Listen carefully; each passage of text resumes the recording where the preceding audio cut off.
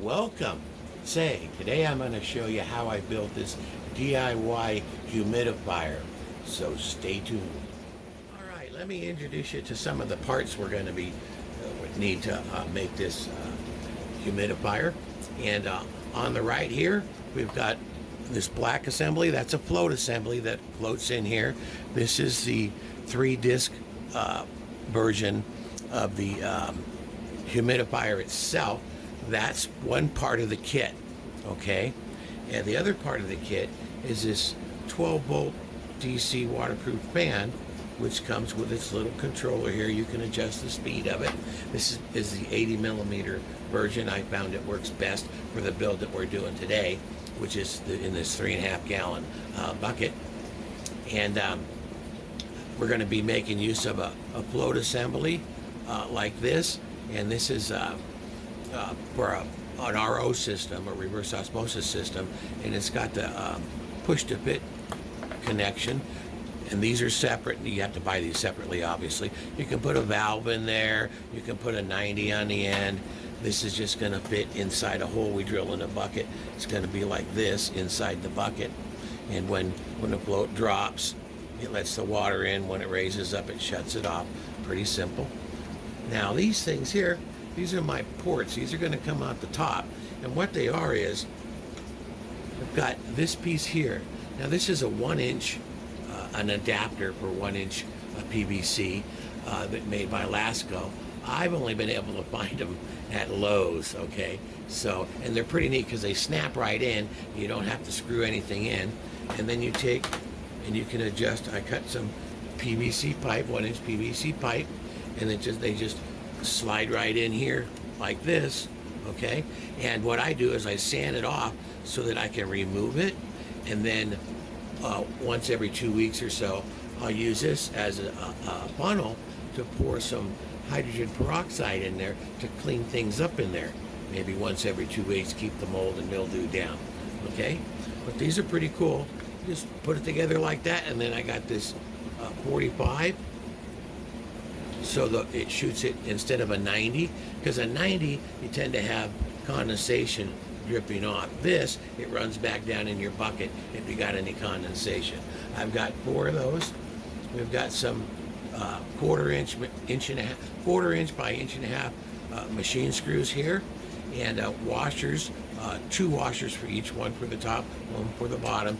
They'll go into the fan. I only use 2 screws. They seem to hold it just fine. Let me go ahead, get some of this stuff moved out of the way, and I'll show you how I built this, okay? So stay tuned. Let's talk about the bucket. Now this is a 3.5-gallon bucket. It's 90 millimeters in thickness, so it's a nice sturdy bucket. This one is made by Hudson Exchange, and they're not cheap. But I'm going to tell you this: if you go for a cheap bucket, you're not going to be pleased. I went with a cheap bucket, and it was a black bucket, and it was about $8 or $9 I paid for it. So it was more expensive than your ones you might get at Lowe's or the big box stores, Home Depot. And I was disappointed because I ran it for a month or so, and I started noticing that coming out of my exhaust ports here was this black goo. So I don't know what was going on, but the bucket was like dissolving, all right? And it was supposedly food grade bucket, but these I found work great. They're not cheap. They're like $25, $30 for a bucket, all right? But like I said, they're 90 millimeters thick. The other one, the cheap one I bought, you put 3 gallons of water in and you pick it up and the sides are starting to bend in. So it's important to get a good bucket, okay? And what I do with this bucket is right down here, I use the side here where the handle goes in. This is a 1/2-inch hole that I drilled in there. Now what I used for that, I'm going to step in front of the camera a second. I've got a step bit, okay? And they make these in various sizes. This one goes all the way up to, well over an inch. Anyways, these are great for working with plastics and stuff. And I just drilled a 1/2-inch hole in there. Now in that hole is where our float assembly is going to go. And what happens is there's a nut on the outside. On the inside, there's a little silicone washer that's going to go on the inside.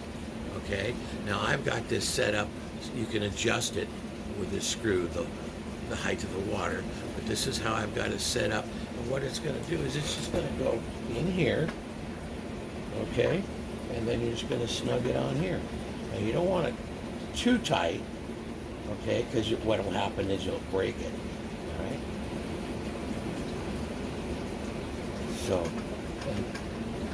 you can see how it's working. All right. Now, when you go to hook your water lines up to that, you have several options. These are push to fit.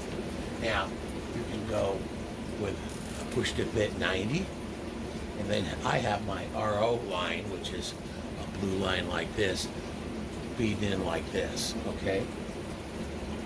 You can put a valve on it, so you can shut it on and off if you want to disconnect it, okay? You can also go with a T, which I have on my other one over there. I've built these before, by the way.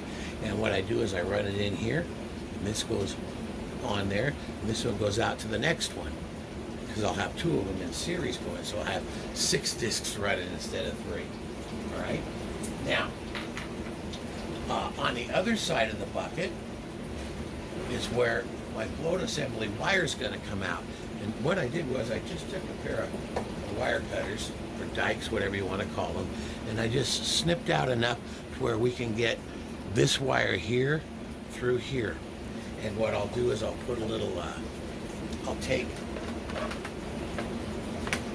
show you how this goes.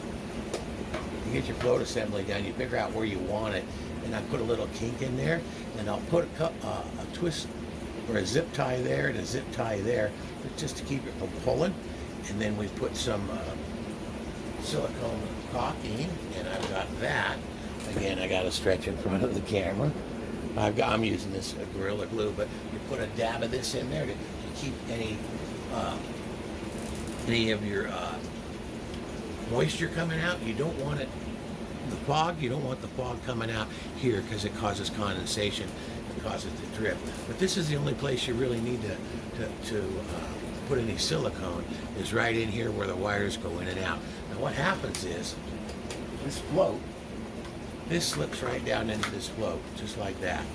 And you're going to set this float assembly up to where it does not interfere with our feed water float, okay? So you're going to design it so it just, see how, I don't know if you can see it, but it's just barely missing it, okay?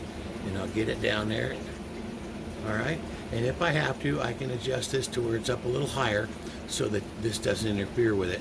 But we're going to use the crimp in our wire here to assure that we don't, okay? So we don't have a problem there. Now, that's the bucket. And the reason I went with this, well, let me back up a second and tell you. The advantages of this is you can replace the discs if they go bad, okay? You can replace the fan if it goes bad, okay? And you've got a good system. Now, the lid is where, this lid here, what I did was, let me get the bucket out of the way quite a bit. Let's see if we can do it this way and explain it to you.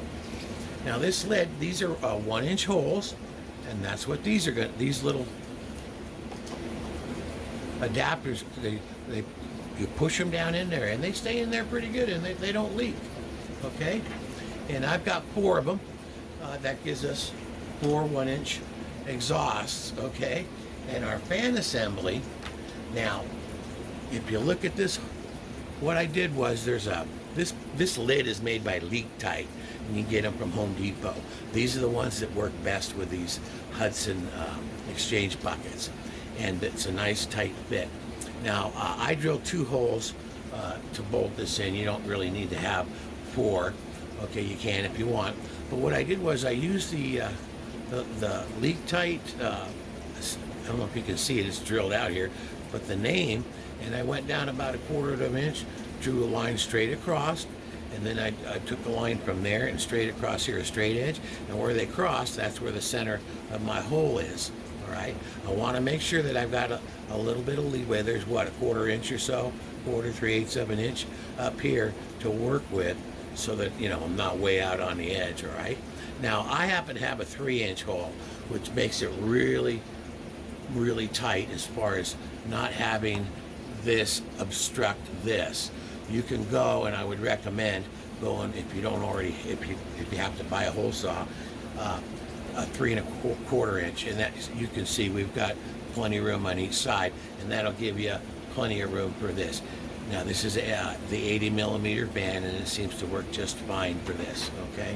Now what I do is I'll take that silicone caulking, okay, some of this, and I'll put a little bit on the bottom, and you can see this came off of another unit already, and then we'll put it on here, we'll bolt it in, and then if need be, we can put another bead around the outside here to keep it from leaking out. Because what this fan's going to do is it's going to be blowing down in.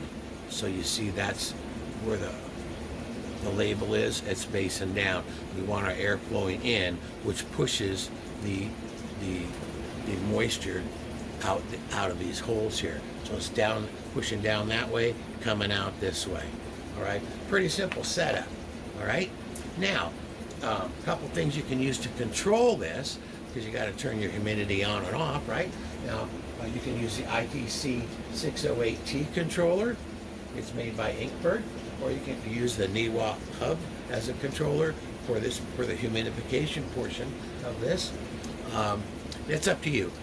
All these parts that I'm talking about are on a downloadable parts list from my website, KootMed.com, under the environmental section, and they also will be under the DIY section. Okay, so let me go ahead. You don't need to watch me glue this stuff and screw this stuff in, and we'll show you what the finished product looks like. All right, so stay tuned. All right, guys, I got this filled up with water. I got everything assembled. I left the lid off to show you a few things. Now, if you notice right here where my finger is, I've got a twist tie that I put on there, and I bent the wire a little bit, okay, kind of molded it, and decided what's a good distance, because I don't want this float interfering with this float. And that's how I'm checking it right now too. All right. Now, I've got this float adjusted. There's a screw on there, so it's tilted way up, so it's not using a lot of space this way, but it does work, and I'll show you what I mean here in a second. I've got a little jar there. Let's come over here. I put a ball valve on there. These are push-to-fit fittings. I'm coming out of there. Our blue tube here is our standard RO hose fitting, which is a stiff type hose. Then from here, because I'm going to be feeding this with a standard, this particular one, I'm going to be using in my tent for drying, and I've got a bucket that I fill up. This is standard drip system tubing, and that's what this is, a 90-degree that I fit in there, drip system, so that we're transitioning from this hard plastic to the softer plastic. But what I want to show you is when I open this valve, there's no water coming out into our cup here, okay? But when I take this valve and push it down, when the water level, see how it opens up? Now, our water is going to be flowing this way, not this way, all right? But this is one way of checking it to make sure your float valve's working well, all right? Now, and you know, if you're not transitioning there, if you're going to straight RO system, you can tie it in with a 90 or a T in here. I don't know what I do with my 90. There's my 90. We can tie it in with a 90 degree instead of this other piece. Okay, but that's just my little tip there. I'll glue this section on over here. I'll put some not glue, but some silicone caulking to fill this gap up here. And I want to show you on this lid. What I did was I cut a little right there, and that's going to fit right over the top of there, and so we won't have any leak there, won't have any humidity coming out there. Okay, so let me get this camera adjusted, And let me turn it on first and show you how it works. I've got it plugged in, and we'll just show you how this thing works.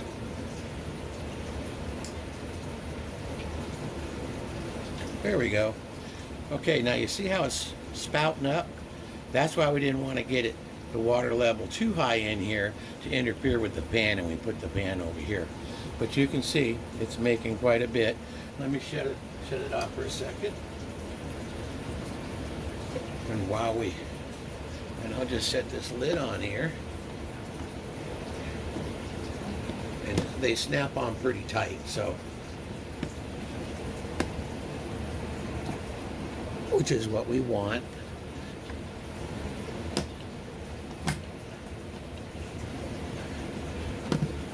Okay, whoop. Well, good enough for demonstration purposes. Okay, now I want to show you, I did put some caulking on the inside here, being careful not to have it interfere with the pan. And so there's nothing going to be leaking out there. Now let's back out, raise this up, and we'll turn it on. And these are adjustable, obviously. Oh, there we go. And I've got my adjustable here. I've got it turned on full now. We can turn it down a little bit. I don't know if you can see, but it's putting out pretty good. All right.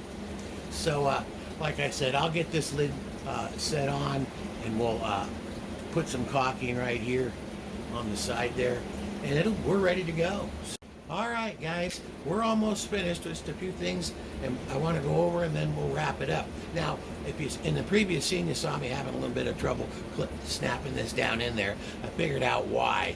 This cord here, it needs to clear. Here's another lid. It's a same type of lid. It's just blue, and it's got a lip on the inside. Well, that cord, cord was keeping this from snapping down in there. So what I ended up having to do was, when you cut this bucket down in here, it needs to be a 1/2 inch to maybe 9/16 of an inch down, and then your lid will snap on just fine. So that issue is solved.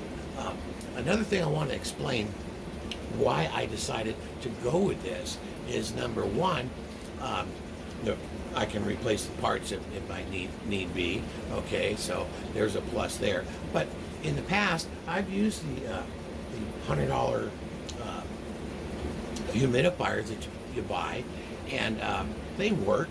The problem was I needed 3 of them in this room, so there's $300 tied up in there, right there. Okay, and I had to fill them up in the dry season when the air was really dry. I was filling them up every day, and that gets to be a real pain in the butt. Okay, so this way I hook it up either to a larger tank, okay, which will feed in here, or I hook it up to in my room here. I've got my other one. I've got another one of these set up, and it's hooked directly into my RO system. So I don't have to worry about it going empty or having to fill it up. So that's the advantage for me, and that's why I use it. I also like it because it's short enough to where I can put it in my dry tent and use it to control the humidity in my dry tent. Okay, and so there's an advantage for me there. What I do is I take this set up here and hook it up to another 5-gallon bucket and fill it up with water. Once this is full, then you got a 5-gallon bucket filled up with, say, 4.5, 5 gallons. It'll last quite a while in the dry tent. So yeah, so that's it. So I hope you got something useful out of this. If you decide you want to build this, like I said, the parts list is on my website, KootMed.com, under the environmental section. It's also located under the DIY section, okay? So, as usual, stay tuned, and we'll keep you posted.